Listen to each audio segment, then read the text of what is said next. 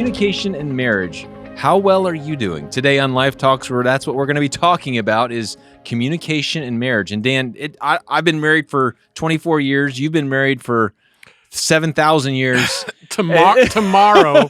Now it'll be past by the time you hear this, but tomorrow is my 38th. 38.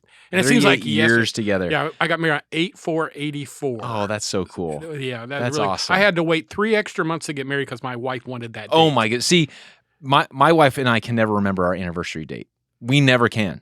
And so we got married in 1998. I can never forget mine. And so she's like, "Can't we just make up our anniversary date being 8/8/98?" And I said, "Baby, that's not our." She says, "Who cares? Let's just make it." I said, "No." But I can't tell how many years we have forgotten what's our date. It's either May 8th or 9th. And I can you just never admitted remember. that in public. I did. I'm sorry. We're already distracted. So we're talking about communication in marriage. And so communication point number 1, remember the day you were actually married. It's great for me is that my wife doesn't remember either. Liz doesn't remember. Yeah, very convenient. So, but this is a big one. I mean, if you think about it, it doesn't matter how long you've been married, what your Enneagram number is, what your compatibility is.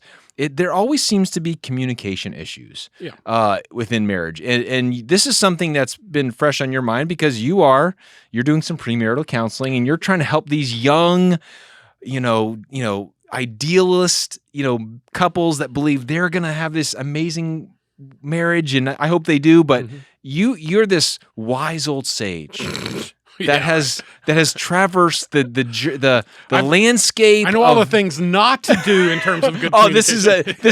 These are all the mistakes I made. Yes. So I'm Ben, you're Dan. We're two of the teaching pastors here at Life Fellowship, and so we're going to be talking about communication in marriage. And Dan, you have 15 things. Yeah, I'll never get through all of them, so we'll cherry pick them or do 2 episodes or something. Yeah. So, I think fundamentally the first thing you got to remember is this: men and women don't communicate in the same way. We just simply don't. Isn't that like a radical thing to say? Like there are certain things that men do and certain things that women do. Yeah, it's not super politically correct, but today you need to shut your brain off and toe the party line. But there is a difference between men and women. The big difference between men and women and the way we communicate, the way we process information. They wrote a book several years ago, John, I can't remember his name, but it was Women Are From Venus, Men Are From Mars. Yeah. And it kind of explored the differences in that. And it's biological. There is a book that you probably remember because it's really old, but it was called, I'm just teasing him, all episode long. In a minute, I'm just going to get up and walk out and there's going to be dead silence on me. But do you remember His Needs, Her Needs? What do you mean that's an old book? If you're listening to this, it's an old book. No. It's a great book. I'm marrying 4 couples this year, and all 4 of them that is on the required reading list. Okay, but when was it written? 90s. No, it's at least in the 80s. If something was written in the 80s, it's officially old. Hey Siri, when was His Needs? This is literally happening as we talk. I'm going to be proven right. I promise you I'm going to be proven right. Well, we'll see. Dan's. But while we're waiting for the slow internet service here too. I'm telling you, His Needs, Her Needs was written in the 80s. Anyways, Britt, why don't you look that up for us? Yes, Britt's going to do that. Because mine's just not working. Okay, so give me these. But you're saying men and women are different, correct? Yeah, and the way we process information, and men tend to be a bit of a stuffer. We will wait and wait and wait and wait. Women, they need to get it out. Women want to be heard. Men want to fix things. That's probably the biggest thing. And we were even talking last night and kind of making some jokes about how they in their relationship are already processing their communication styles and all the different things that are going on. And the reality is that women, when sometimes they just want to know that we're listening to them. Yeah. And it's kind of a little joke we make that men have a biological 1980s. 1980s, yes. Mid-1980s. All right. I use a revised I was from right. It. So this is the most convoluted and it episode is we've old. ever done. So. It is an old book then. Well, so's the Bible. Okay. All right. So I'm sorry, we're distracted. And what are we talking about? What's the topic we're communication in marriage. So Dan 1, Dan 0. Okay, so give us. Yeah, no, but the reality is that men, in the way that we communicate with women, oftentimes we shut down immediately upon the conversation because the first thing we hear is, "You've got to fix this," and so we immediately approach it in a way that's more head than heart, while a woman is sharing her heart, and she doesn't need our head at that moment. And so, from the very beginning of the conversation, from the very beginning of an argument or whatever, we're on two different channels, so to speak. Yeah, when our wives are sharing with us what issues they went through that day, they are looking for empathy, not solutions. Yeah. And so when we say, well, why didn't you, or why don't you, it feels cold to them. It's not like there's no empathy on that. There's just simply the utilitarian solution to, well, if you don't want to feel this way, then do this or don't do that. and it comes across cold and harsh. Yeah. And so then the communication breaks down. And so either it escalates or it terminates. And so the escalation can be, you're not listening to me. And then the voice gets raised and the tension rises. And then he gets defensive because that's our second response. Our second response is, well, now it feels like it's personal. Right. It's I didn't respond in the right way, so now it's my fault. Why are you yelling at me? Why are you blaming me? And so then we go into this defensive mode. And when you're in a defensive mode, you don't get past the thing that you're defending about. Right. So there may be 12 things that are on her mind, and it's not until she gets to the sixth one that she's got to the important one, but you're still stuck on number one because you gotta rectify that. You've got to respond to that. And so that's one of the tools that I use when I'm coaching families is when you are involved in communication, there's a 3-step process I think is really important. The first one is you listen. And by listen, that means you put away the distractions, you set your phone down, you turn off the television, you turn away from the computer, whatever it is that has the potential to distract you. And then you let them continue saying what they're going to say until they're finished. And that's important because most men, again, we're going to jump in, we're going to interrupt. Right. And also because men, again, we're in fix-it mode. Well, we don't want to fix all 12 things until we've addressed the first thing. And then once we've done the first thing, we'll do number 2, then number 3, then number 4. But they need to unload the whole truck. That's right. So what you do is you sit there and you listen and you're trying to remember what they say so that when they get done, that's the second step is that you repeat what you heard them say. Yeah. So what you're saying is, this is how you feel. This is what I heard you say. Am I correct? And so you say, I heard you say that this was frustrating and that you wished we had done this and that the kids said this and did I get that right? And then they'll reframe it. Chances are you didn't get it right. All right. And so then you respond. And that's when the roles have to shift. You have to let your partner respond without interrupting them.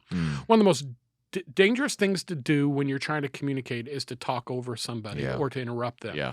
It's lacking in courtesy, but it is also it is also not allowing you to advance further in the conversation than you need to. That's right. And you need to go further in the conversation. You'll be stuck on the first step if you don't do that. So you listen, then you repeat, and then you respond. And those are important things. Another tool that I've used over the years in coaching, and this one is amazing how effective it is, and a lot of people don't do it, but that is this. Usually, whenever you're angry and you're communicating with hostility, you unintentionally, usually you start separating. If you're not separating, there's always a danger that it's going to get physical and hostile. So when it becomes toxic when you get up in each other's personal space. Yeah. But the other response is to you leave the room. You walk outside into the yard. You get out of the car. You leave the restaurant. Those things then put barriers and space and distance between you. Yeah. Now, let me say this. If the person you're talking to is threatening to get physical or whatever, you need that space. Absolutely. Yeah, don't stay there and let them smack you. But on the other side, understand that you're not going to be able to resolve that from 2 other rooms where you're shouting at each other or even just yelling across the same room. So one of the things I often say is that when I see the temperature being raised in a conversation, and usually it gets raised, you can tell it by several things. The volume, the speed with you're speaking, the intensity with which you're speaking, and then the types of words you're using. Usually there's a tone. There's a tone, Yeah. And that you start using very broad or very specific terms. So like, all the time you do this, or you never do this. So that's the broad idea. Yeah. Or then it becomes very, very specific. You said this, you did this, and then it becomes accusatory. So both those extremes are very dangerous. So one of the suggestions I've found to be very effective is gently touch while you're communicating. So the way I've done it strategically in my office is I'll say, okay, what you have to do is you have to lay your hand on top of his hand or her hand while you're talking, and you must look at them while you're speaking. Don't look at me, because I'm not part of the solution and I'm not part of the problem. I'm just a piece of furniture. You got to look at them, but you've got to be touching them. Yeah. I've had them refuse to do that. Oh, no, I can't do that. And one of the reasons they can't do that is because the intimacy of touching is a barrier to their anger. And so I'll say, okay, then we'll just wait until you feel like you can. I love awkwardness. Awkward silence. So we'll just sit there for a little while. Yeah. And when it gets to the point where, everybody is super uncomfortable, I'll say, okay, can we try it now? It's really interesting that you bring that up because, I'm going to school, I'm taking all these family therapy classes, and there's actually one of the theories on what you're talking about is what you just mentioned is if you want to change the way you argue, what this one person suggested was, hold hands and sit knee to knee. Yeah. Letting your knees I've touch. literally done that. And hold hands and say, okay, now you can talk about what the disagreement is about. But when you do that, it's really confronting all of these emotions you have inside, but you have a very vulnerable and very intimate touching. Often there are tears that come when you do that. Yeah. And the reason and the posture that you just described is so smart. It's because when you're knee to knee and you're hand to hand like that, holding both hands, you don't have a choice but to look at each other. That's right. And when you look at each other, you start sensing pain and you start sensing fear. Yeah. And some very intimate emotions that often emerge that you don't have when you're shouting or when you're not looking at each other or when you're looking at a third party who's trying or where your to referee. arms are crossed. Arms are crossed and you've got a barrier between you and them. Yeah, so that physical thing. I even go this far. I said, if you're arguing in bed, which I don't recommend, but even if you're arguing in bed, your feet have to touch. And that sounds really, really corny. And they always laugh when I say that, but I make them promise me. I say, if you're laying in bed and you're arguing, make your feet touch. And it's kind of funny because sometimes they end up making love because everybody knows that half the fun of fighting is making up, right? That's right. Yeah. For married folks. So, but the issue is that physical intimacy is really important. I'm going to do another one. Then I'm going to toss it over to you because I want you to talk about the 4 horses. Four horsemen. But the other thing too is when you're arguing, really work at avoiding those trigger terms I just mentioned. Always, never. Always, never, everyone. Yeah. Those really broad ones. People who know me know real well. Know that often when somebody comes up to me, they'll say, well, everyone's upset with what you did. Really? Everyone. Okay. Help me understand how you got this information. Did you take a survey? Give me the names. Are you interviewing people as they leave? Yeah. How is it that you've come across the conclusion? And by the time I get done with my little game with them, I find out it's usually them and one other person. The other person didn't have enough courage to say I disagree. But we use that, and the reason we do that is because we feel like it empowers the conversation. It gives more credibility to what we're saying. Yeah. But in the end, it's usually a lie. That's right. And so you have to break it down to its basics. So avoid those trigger terms. Another trigger, there's a list of words I say you should always avoid. Some people grew up where they throw around the word hate really easily. And I see little kids scream at their parents, I hate you. Yeah. Not a word that we allow to be thrown around right. like that. Even in anger, there are certain words that in anger are off limits. Well, I say this to married, the word divorce ought to be off limits. That's right. Just not used. Back in the days when people used printed dictionaries, I would say you ought to have a ceremony in your living room some night, your first week of marriage, where you go in and you take a razor blade and you cut the word divorce out of your dictionary just to remind you that this is not a word you will ever use, no matter how mad you get or how upset you get, you'll never use it. Now today we don't use printed dictionaries, but I do think those kind of rules, no matter, because what you're saying is this: as upset as I am, as angry as I am, as hurt as I am, this is not on the table. So we're just not going to use that word. We'll find other words that can express our frustration, but let's not throw a nuclear bomb when a fly swatter will Absolutely. do. Absolutely. So tell us about these. All right. Well, you're doing marriage counseling. I'm in the throes of learning so much about marriage and family therapy, but one of the things I found interesting, and it related to this topic because the chapter I just read in one of my course books, when you said I want to do a book on communication and marriage, I'm like, oh, this would be really interesting because I just read this the other day. But Gottman, there's this idea of the Gottman's four horsemen, and he was a therapist that did a lot of research for 30 years, studied couples, and he could accurately predict a couple's tendency towards divorce with something like 97% accuracy with these four main communication issues. And when I saw that and read that, I was like, whoa, that's pretty significant, you know? So here's what the four are: criticism, contempt, defensiveness, and stonewalling. Now, you just mentioned a lot of those, but what criticism is this idea that you're always looking at the negative thing. You're always, and what he says, what Gottman would say is that women tend to do more of the criticism.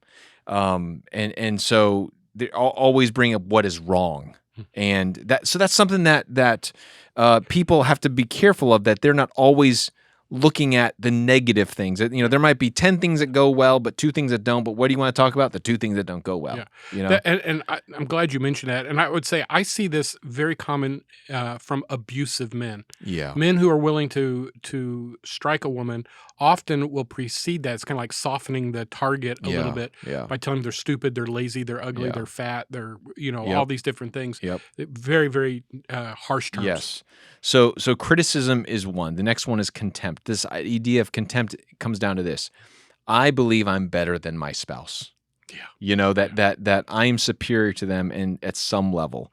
And so you look down upon them. You look at them, they're not as spiritual as you. They're not as smart as you. They're not as helpful as you. And so you look at the other person, and what happens, I've seen this a million times. If the enemy can tempt you to have this kind of mindset, eventually what you will do is you will look at your spouse as if they are the enemy. And to me, when a couple comes to the point where they look at the spouse and say, "You're the enemy," and not Satan is the enemy, that actually the enemy has won. Because the devil wants you to really think that your wife or your husband is the enemy and not him. And so if he can make you think that all of my problems reside in the fact that I am living with this person, that's contempt. And when enough offenses take place that don't get resolved biblically, where there's not healing and forgiveness, this contempt just grows, and all of a sudden you feel like I can do no wrong and he can do, or she can do no right. Yeah. And that's a very dangerous place to be in a marriage. The fourth one is third one is defensiveness. You mentioned this. And defensiveness is simply not taking responsibility. It doesn't mean that you might have a disagreement where you're saying, listen, I disagree with your interpretation of events. I believe I was like this. You believe I was like this. Sometimes it's hard to find resolution to those. I'm not talking about that. What I'm talking is never taking responsibility for what is wrong, for what you've done wrong. And I can't remember where I heard this, but I was listening to one of those conversations on 106.9, and it was on marriage. And the guy that was speaking, he was a marriage counselor of some kind, and he just said, listen, if there's a problem that you are arguing about, and let's say you own 5% of the problem, own 5% of the problem. If you think 95% of it is the other person, I'm 5%, own the 5% and don't worry about the other 95. And I thought that was really good advice to say, I'm responsible for at least some level of this miscommunication or this argument or whatever it is, what this is. But the couples that refuse to take responsibility and are always defensive, like it's not my fault, or it's the reason I did this is because of you. That's a dangerous place to be. And then the last one is stonewalling.